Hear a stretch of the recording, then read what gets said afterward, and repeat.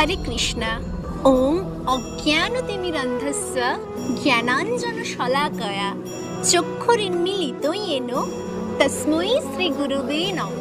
অর্থাৎ আমি অজ্ঞানরূপী অন্ধকারে জন্মেছিলাম। আমার গুরুদেব আমাকে জ্ঞানরূপী চক্ষু প্রদান করেন এবং আমার দৃষ্টি দেন।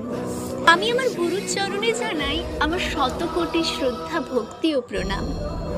আজ গুরু পূর্ণিমা, অর্থাৎ গুরুর প্রতি কৃতজ্ঞতা প্রকাশের সঠিক সময়। এমনিতেই মানুষের এমন কিছু ঋণ থাকে যেগুলো কখনোই মেটানো যায় না। তাদের মধ্যে অন্যতম একটি হলো গুরুর প্রতি আমাদের ঋণ।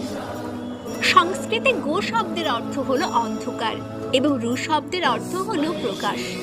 অর্থাৎ গুরু হলো তিনি যিনি আমাদের অন্ধকার দূরে সরিয়ে আলোর পথে নিয়ে যান, যিনি আমাদের অজ্ঞানরূপী অন্ধকার থেকে জ্ঞানরূপী আলোর দিশা দেখান।